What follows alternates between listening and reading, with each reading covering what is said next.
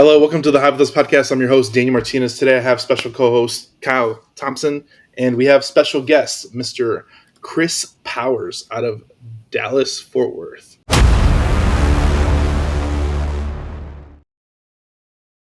are you doing today? I'm good. Thanks for having me on, guys. I'm excited to do this. You're one of the few people that we booked like earlier this year, and you're like 5 months out. Yeah, it's been a crazy year. Are you always that far out in your scheduling? This year in our business has been a bigger workload, and I'm just super tight with my time and how I'm getting through the days. I got 3 young kids and all that good stuff, so trying to be more ruthless. Sorry it took 5 months, but I don't know any other better way to do it. Hey, it is what it is. How old are your kids? I have a 7-year-old daughter, a 4 about to be 5-year-old daughter, and a 2-year-old son. Okay, so I have mine are 6, 4, 3, so I'm right. I know exactly what stages you're at. It's a lot, man. It's a lot.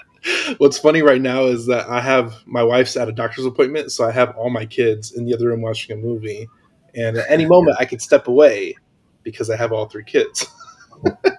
You will have accomplish a ton if those kids stay watching that movie for an hour. I don't know if mine would do that. Well, I've been training them since birth. That's awesome. I've been training them since birth. It's definitely a challenge for sure. It's been funny. So you are a commercial investor. Can you give somebody like 30-second pitch if they've never heard of you before? Kind of give everybody just a general idea who you are. Yeah, I'm Chris Powers, live in Fort Worth, Texas. I'm the founder and chairman of a company called Fort Capital. Fort Capital is a vertically integrated real estate investment business with a focus on buying industrial real estate, primarily through Texas, but also throughout the southeastern United States Sunbelt. I started the company in college, buying rental houses, and that's what I've been doing for the last 20 years. Today, we have a team of a little over 50 folks here in the States, and we have some overseas talent as well. We manage about $1.2 billion of assets under management, all primarily industrial. And we've done that through one-off syndication. So we don't have a committed fund. We raise money on a deal-by-deal basis. And when I say fully vertically integrated, we do our own management. We also do some of our own leasing. We also do our own asset management, financing, acquisitions. And so we touch a lot of the business. And our mission and the way we've kind of decided to run our company is to be the best real estate operator in the world. And so, that in short just means a lot of people in our industry are into doing deals, which obviously you have to do to build the company. But there's so much more that happens after buying something. You got to own it and operate it really well. And we just have found that the best companies in the world are exceptional operators. Deals is just part of it. And so that's been the main focus of our company for a long time. We've built proprietary software that runs our business that's unique to us. But yeah, it's been an amazing journey. Industrial real estate's been fun to be in. Texas is a great market. And so super fortunate and just have an incredible team. 50 employees. What is your business model? Are you buy and hold? Do you buy cash? Do you leverage? Because a lot of people that do different types of syndication/fund models, and $1.2 billion in assets, that's a lot of cheddar. So yeah, so that's definitely not all my money. Absolutely. We do it on a deal by deal basis. So a deal will come in and we will secure the bank financing, which is usually 60 to 65% of the purchase price. We will then go to our investors, and we have, I think we have over 900 active investors now, and we'll, what they call syndicate, we'll raise the money for that deal. That deal will have its own structure, its own set of investors, and people are just investing in that deal. And then as far as hold period, the way that these are structured, we underwrite everything to a 5 or 7 year hold, but we really have the discretion to hold longer if we want, hold shorter if we want to refinance it and hold it long term. We're not beholden to any one time period. So I tell people there's deals we've owned for 2 years and there's deals we've owned for 9 or 10 years. And really the deciding factor in there is, have we accomplished our business plan? Are we being offered something that we felt like is reasonable, Or do we just feel like there's still a lot of room to grow and holding it isn't a heavy lift and we can continue to kind of ride the wave? So we take it, we monitor each thing deal by deal, but I would say our average hold period is probably somewhere within 5 to 7 years. That is a lot of corporations. Because if you're syndicating each deal, you have to raise that's a lot of corporation management, check accounting management. Is that all in-house as well? That's all in-house. So I don't know the exact number. It's in the 30s. We manage 30 different entities. So Fort Capital, the way we're structured is Fort Capital LP is where all of the people are employed by. So Fort Capital LP owns, a bunch of desks and computers and hires people. And then each deal sits in its own entity and forms a contract with Fort Capital to manage it, to do all the things that we need to do to add value. So each piece of real estate sits in its own entity. And yes, it's a lot to manage, but again, in our effort to be a great operator, I think we've built great solutions. So it doesn't feel like as heavy as a lift as it might sound.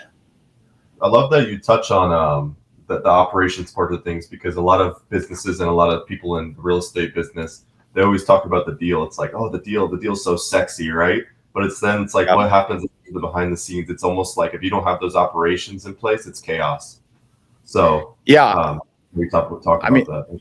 I mean, you nailed it. You'll see a lot of people get in this industry that are deal people, and what they'll do is they'll start a company, they'll buy 3 or 4 deals. They might be great deals, but they quickly look up and they realize, okay, we own 4 deals that need a lot of work and management and decision making and accounting and all the things that go into owning a deal. And so at some point you have to start focusing on how are we going to operate, once we've bought. And you don't really, when you see headlines in the news, it's all about deals getting done, a big closing or a big number. And those are, shiny, fancy numbers. But what you don't really hear headlines about is what happens for the next 5 to 7 years after they buy it. And for anybody that, is active in real estate, especially as an owner, it is not passive at all. It is it's very intensive if you're going to do it right. So if you want to be passive, you could be a limited partner where you're just writing a check and getting a distribution. But for those actually owning the real estate and working, it's a very intensive job if you want to do it well. Absolutely. I love that. Is there a strategy used to find talent?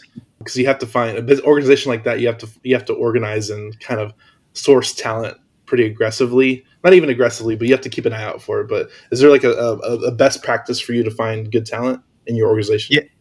Yeah. So what I would say is, like, early in the company, when you don't really have a track record or much credibility, unless you're coming out of some huge company that you have a track record with, it's harder to find talent because, people are taking more of a risk. One of the benefits of a growing company that has a long track record is it's seen as not only a safer place to work, but, a lot of opportunity. So one benefit we have going for us today is we always have people submitting applications or getting in touch with us, whether we have roles or not. We call that building the bench. We always have jobs positions open, but some of those don't mean we need the job next week. It's just like, if we could find the right person for this job, we would just make the job happen and hire them. Sometimes finding the right person can take a while. I think some of the worst hires are when you have to do it under the gun and really quick. The other part is we tell our team, ABH, which is always be hiring, like, while you're out on your day-to-day life, whether it's friends, family, you're at lunch with somebody, always be kind of thinking, like, is this somebody that we could work with? And kind of building a mental bench of people in your head that if you did need a job to be filled, they would be there. And so it's kind of this always hiring mentality. And then once we have engaged in a process and we're working with people, we use something called Culture Index. We use a lot of ways that we hire and make sure it's the right fit. But a lot of our companies have been predicated on this. I don't want to call it a personality test. It's a traits test, but it tells you a lot about who a person is. And so we're not just looking for the right skill set. We're looking for the right temperament and the right personality to fit that role as well. So hiring's a big thing. Your people are your best assets. And, that's how you build your culture, is with great people. And so it's something that's very important. And again, with scale, I wouldn't say it gets easier. I just think there's more of a selection of people to choose from. Absolutely. I love how you touch on that too, that you're almost building like, because you want to have good talent and you hope they stay around forever. And some people might Yep. leave and do their own things, or some people might just fall off the wagon, and all of a sudden they're only good until they're good, right? And then you're kind of building like that pipeline by keeping those options open and having those listings for the jobs, even though you might not be quite ready to fill that position, but it's like you're building that pipeline. For sure. And, one thing we've done really well that we it's a big staple of our company. We're in Fort Worth, which TCU, Texas Wesleyan, UTA, UT Dallas, there's a lot of universities here. We've built an incredible internship program. So a lot of people that we've hired have been prior interns with us. We run that program like they're full-time employees. So it's not just a place to come sit for the summer and make copies. We give them real things to do and really test them. And that's also a great way to build kind of a bench. I mean, not for every role. If it's a brand new role in the company that they've never had before, we might do a little more searching. But for most of our staple roles, it would be a shame if we didn't already have an idea of who the next hire might be. We wouldn't have been doing our job. Absolutely. I kind of want to touch on. Go ahead, Daniel. I was going to say, are you sourcing them from the college themselves? So we'll go to the career fair, but if you go to our website right now, we have an internship application available year round. So we're getting people applying year round, and we usually have two. Kind of goes with the college schedule, but you usually have like a fall and a spring, summer kind of cohort. Some people will stay through it all if they want to work throughout the year. Summer's kind of our biggest. I don't know how many we have across the company today, but I bet we have 8 or 10 interns this year. And like I said, especially this generation, they're so talented in ways that our generation, from the tech side and just the way they see the world, I'm amazed constantly by the unique perspective and things they know about the world that they bring in. And so we're always excited to have them. And like I said, a lot of them end up converting to full-time people down the road, which is a dream. That's really cool. I've always heard the strategy of picking them off from college, but I think I'm gonna have to make active effort to pick them off from college, because there's some young talent out there. There is. And if you treat it seriously and people feel like they're showing up to a real job where they're going to get a lot of experience, yeah, you'll get the best candidates. And, like I said, this generation of kids is super talented. They have their own unique ways of looking at the world, just like every generation does. But we really want to tap into that talent. And I think it's important for every company to stay young and fresh. And so it's a benefit to being in DFW. There's a lot of colleges already here, but we take in people from Notre Dame. We have people from Virginia. They're not all coming from Texas. They come from all over the country. That's amazing. I want to touch on what you said earlier, where you have a pool of investors you said around 900. Are you always actively trying to add to that pool, or do you almost add like a FOMO to where you're kind of like, hey, no, we're kind of capped off right now for who we're adding into our list for the opportunity to get a deal? Yeah, it's a great question. When we started, the goal was never to have 900 investors. We started when we were young, and we would, what you call pass the hat. We would do a deal. We'd raise some money. We'd get new investors. We would do well. They would kind of introduce us to some of their friends and family.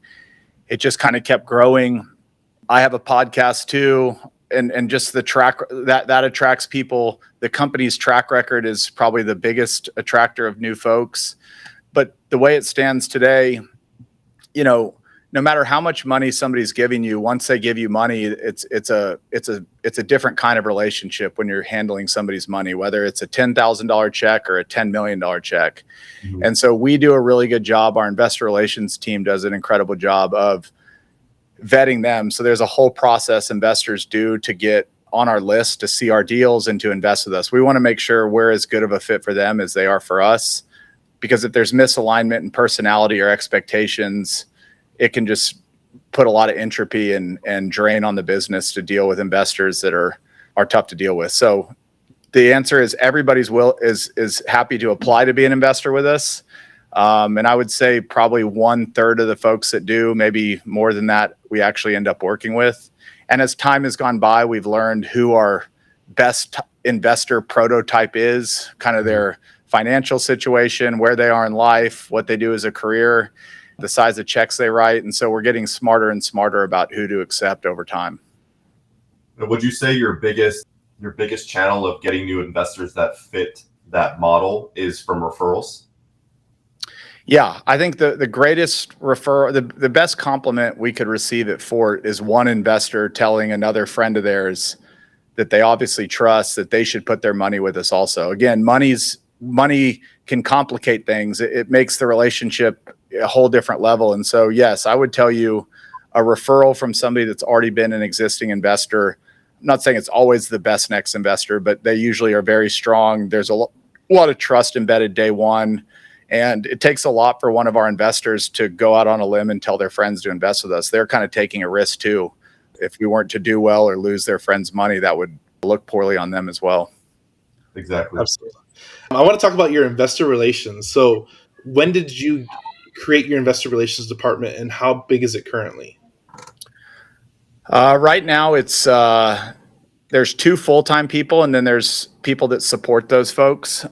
And I think we decided to build out a formal investor relations team probably 3 or 4 years ago. I mean, before that, we were still managing a lot of investors. We use a software called Juniper Square, which is an incredible piece of software to help manage lots of investors and lots of reporting and all that, which made it easy. But it got to a point where we had a lot of money under management. You're always doing deals. So there's investors always calling with questions. Even once they're in a deal, we might have owned a deal for 4 years. You might have somebody call in wanting some more information on something, or, investors have things happen in their lives, and maybe, they're just calling us to say, get a check on what's going on. So it required a full-time team to interface with lots of investors, ask lots of questions.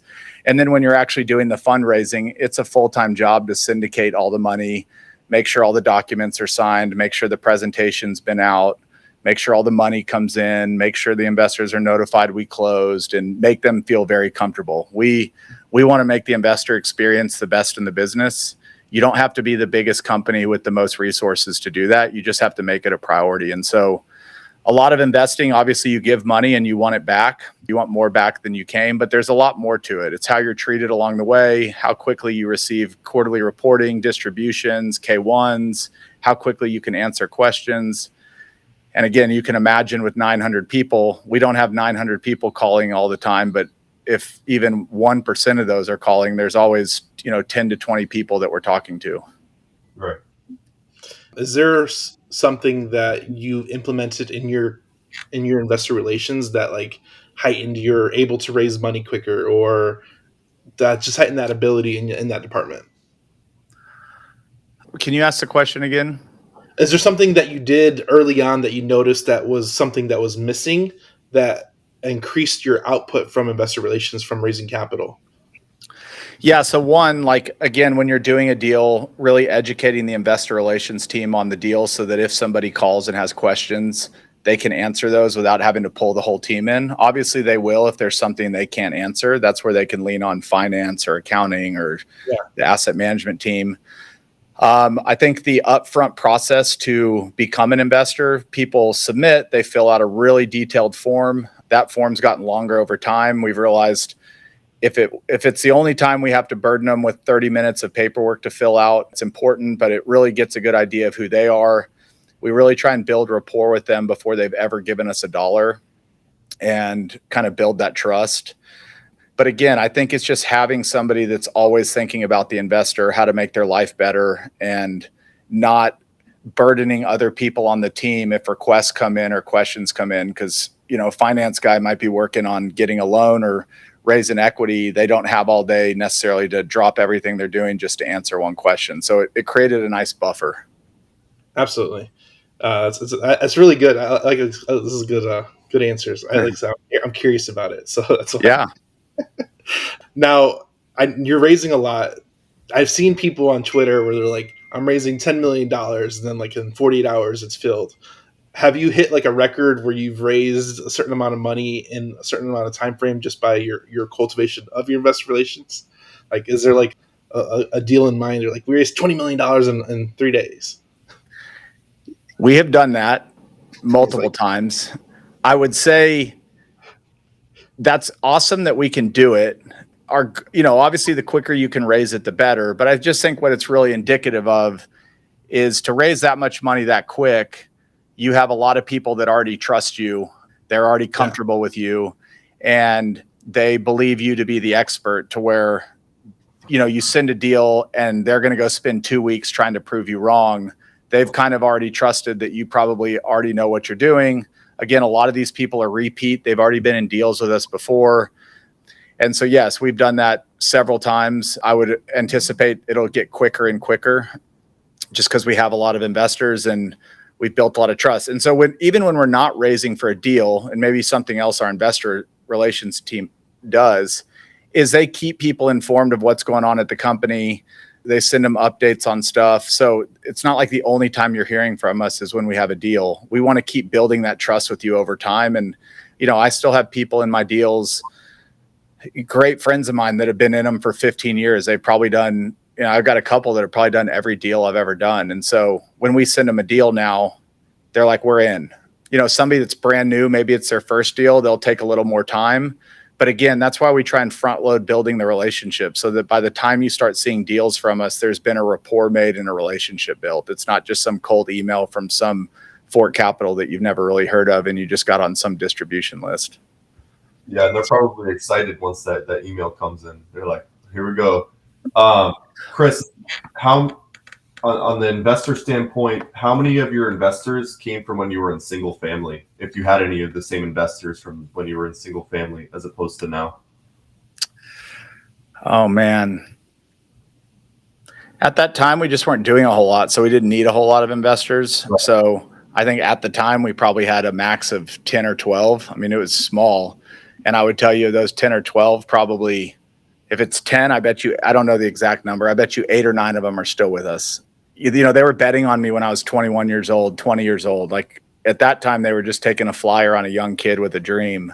I didn't really have a track record, but they knew I'd work hard. And, in this business, a lot of times you can build an incredible track record, but you can have a few bad years and kill it. And so I'm not saying you're only as good as your last deal, because I think the longer you've lasted and the more great deals you've done, investors will give you some grace if one doesn't make as much money as you thought it would. But, it's the next deal is, we always have our reputation on the line, and we want our investors to always know that.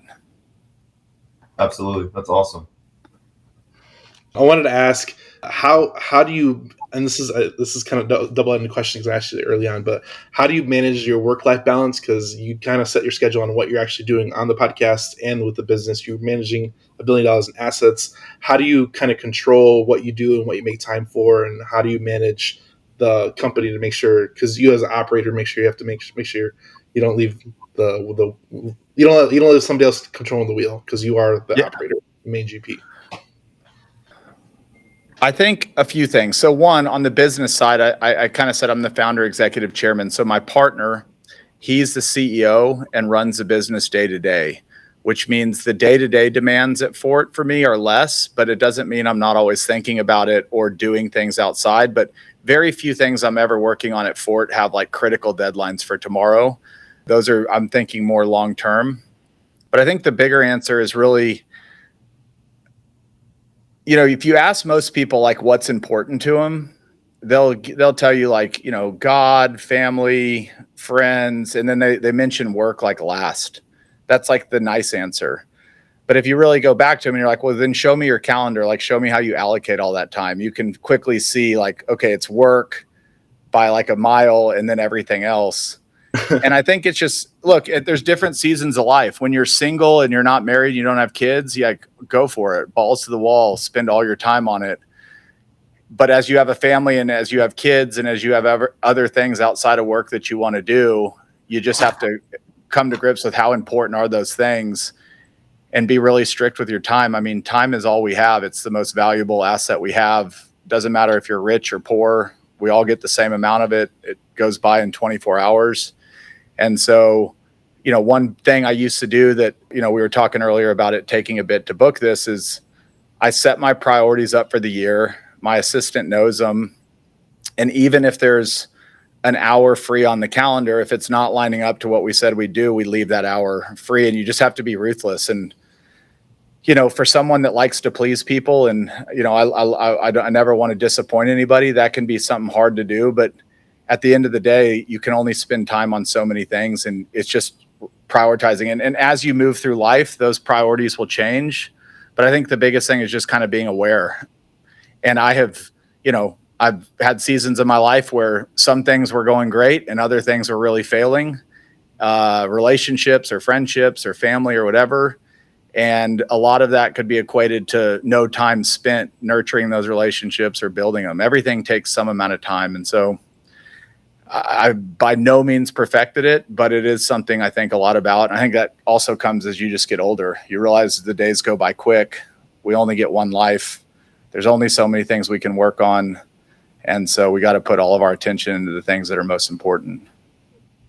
What does the future look like now that you're getting older and things change? Because I'm 32 and I've seen my priorities change as my kids get older, and I'm looking at the future and how I handle things differently. So, like, what does the future look like for you in business and in personal life? You have a succession plan? Do you want to hire a CEO and eventually pass the reins on, or is it something you want to do actively till you're ready to make that decision?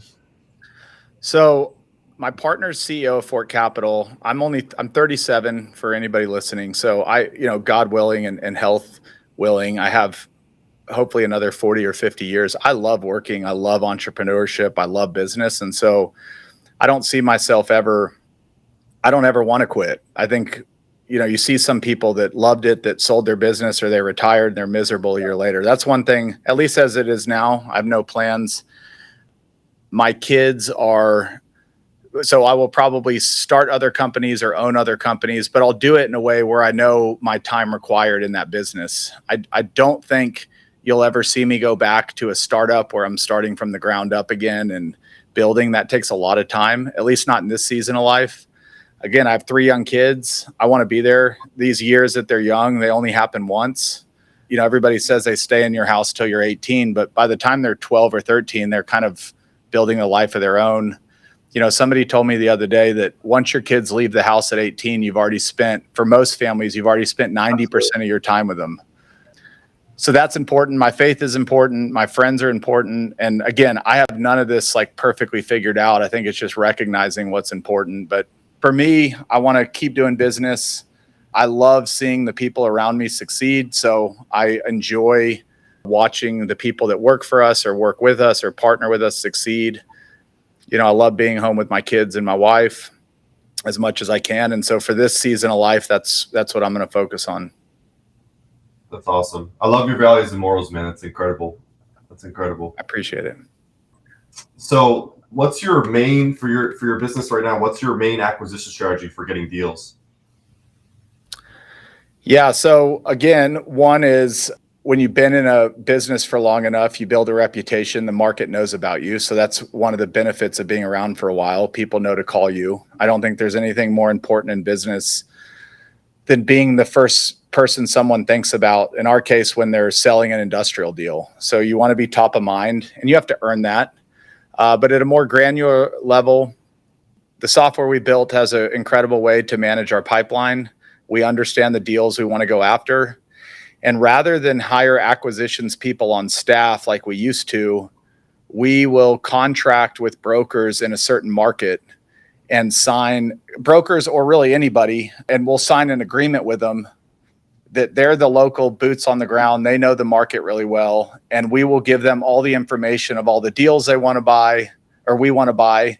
And for that, we sign an exclusive with them that if they can create a opportunity for us, they'll bring it directly to us, and we incentivize them. We pay them more. We give them pieces of the promote. We do a big golf trip every year that they get to go on if they bring us enough deals. And in that situation, it's good because a lot of times acquisition people there's a lot more turnover in that department. Acquisition people, if you have them on staff, tend to be very entrepreneurial. In the old days of Fort, I think our top 4 people have all left to go start new companies, which is great. They're all great people. I'm rooting for them. But you can't really build a business where every 2 or 3 years your shining star leaves to go do his own thing or her own thing. And so by creating those relationships and markets, it gives us a way better market knowledge. We're able to incentivize them really well.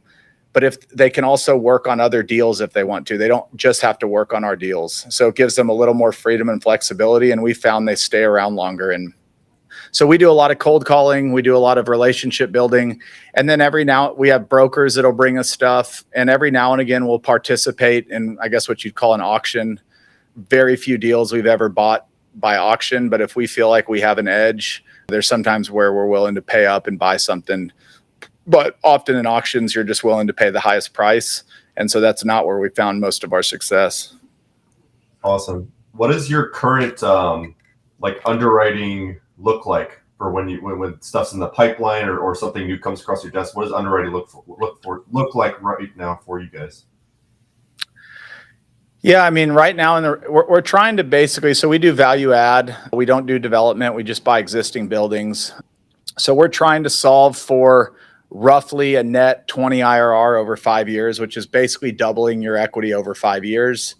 And the way we do that is underwriting a deal that will stabilize yield on cost will be 200 to 250 basis points higher than the cap rate we could sell at. Obviously, in a raising interest rate environment, numbers have changed pretty drastically. Things have been pretty quiet, haven't gotten a lot done the last couple of years. But once things kind of get back into a normal routine, that's kind of where we like to land. And within the underwriting, we really want to have a good idea of how much of our return is coming from cash flow while we're owning it and how much of it is coming from the exit. And so I think where a lot of people get sideways and where, beginners get sideways is they'll buy these deals that's all predicated on selling it at the end and making all your money. And it doesn't really make any cash flow or anything in the short term. So at a very minimum, we want to make 15% of our return from cash flow while owning it. But most of the deals we do are more like 25 to 30% we get while owning it, and then the rest comes at the end. But we really try never to do a deal that's all predicated on what's going to happen at the end. Unless you're buying a piece of land or something that doesn't have cash flow. Obviously, it's all going to come at the end. Or there's some unique situation where maybe you're buying a deal that has a lease that's way under market. The lease isn't renewing for 5 years, so you just kind of hold on it for 5 years, sign that new lease 5 years from now, and then you get all the value and sell out. But for the majority, we want to see 15 to 25% of our return coming from cash flow.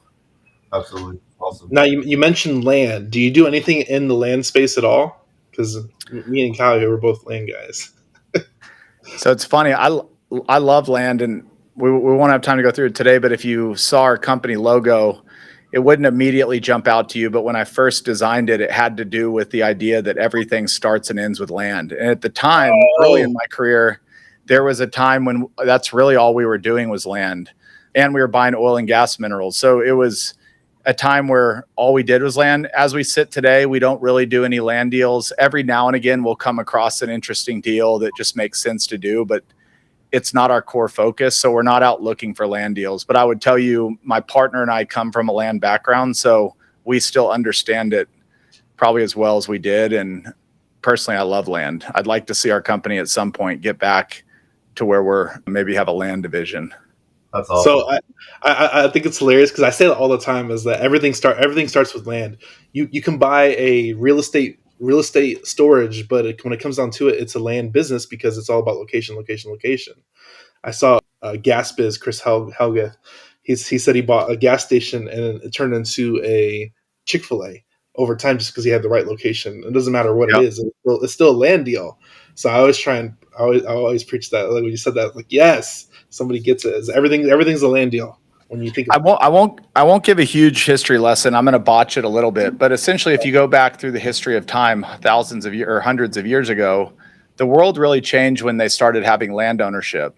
Because once you could own a piece of land, then you felt good investing in it. You could mine it, you could farm it, you could do all these things. But before anybody owned any land, nobody wanted to take the risk to put any money into it because they didn't know if it was theirs. And then fast forward today, Elon Musk did some tweet thing the other day where he was basically like, you have to own the land to get the lithium out. You have to own the land to build the factory to make the battery. You have to own the land to build the factory to make the car. Like at every business, no matter what it is, has some land component to it. And often, as y'all know, a lot of these businesses that have been around for 40 or 50 years, the piece of land that they built their first building on 50 years ago is worth more than the business is. So land's incredible. We're not making any more of it, But it's also something, as y'all know, you don't want to lever it up and make huge risky bets with land. It's something that you need to be a little more conservative with unless you have a plan. Absolutely. Absolutely. I think about my daughter goes to a school in a really nice area, and I know the numbers of what the school number does, but they own like 100 acres in the best part of town in the city in California. And I'm like, the land they're sitting on is worth way more than the business itself, and it's crazy. Oh yeah. That's what happens if you're in a great location. You're really down. You're really the land business. What is a quote is? Go ahead. Oh, go ahead. No, I was just gonna say, like, people, like, even if you go to like McDonald's, the joke about McDonald's is it's just a big real estate company that owns the best locations, and the way they make the covered land play is they just sell hamburgers. But a lot of these companies, you see people, private equity, buy businesses, and they'll immediately, sell off the land, or they'll split out the real estate because it's a critical piece. People have gotten a lot smarter about that, but yeah, I mean, at the end of the day, if you can hold a piece of land long enough, it's a good thing. I think we saw that with Red Lobster. Yeah, I was just about to say. R.I.P. Red Lobster. The greatest cheese biscuits in the world. Yeah, right. Now parceled off into a land business.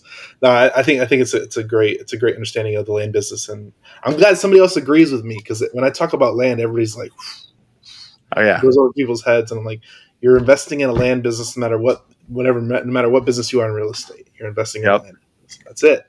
What is a quote that is yours or somebody else's that you resonate with? Oh man. I'll give you a recent one. There's probably a lot, but one that comes to mind. There's a guy, Mitch Rails, that owns a company called Danaher, which is one of the most successful public companies of all time. I think it's compounded like 18,000% over 30 years. Wow. But I was listening to a podcast the other day, and he just said it very simply. He just said, greatness takes time. And I think about that a lot. Like the best things in the world just take time, whether it's businesses, friendships, marriage. And we live in a kind of a short-term world today. People want immediate gratification. But again, you talk about that family that owned that 100 acres in California. Like, it just took time for it to be a great piece of land. You talk about, some of the businesses we all know and love. Those have been around for 30 or 40 years. If you had looked at them when they were 5 or 10 years old, they just wouldn't have looked as great. And so I think it's just that mentality that to do something really great takes a lot of time, and not to get wrapped up in, what's my result tomorrow, but what's my result in 10, 15, 20, 30 years. So I'll go with that one. Great takes time. No, it's amazing. I think we're going to end it here. Where can people, can you tell us a little about your podcast and where people can find you online? Yeah, I have a podcast called The Fort with Chris Powers. I've been doing it for 5 years. I interview entrepreneurs, leaders, folks in real estate, and just people I admire. Done 350 episodes, so check that out.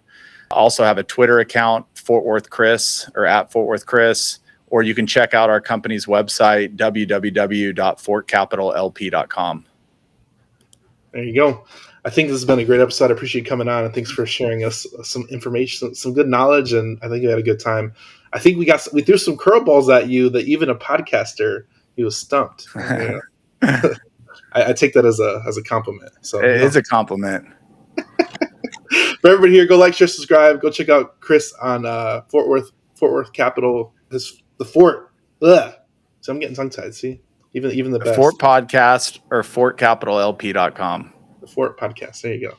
We'll see you next time. Go like, share, subscribe. You know what to do. We'll see you next time. Have a great day, guys. Bye. Hey, if you'd like to meet us in person, we do an annual event every year. Thehiveislive.com/summit. We'll see you there. Have a good day.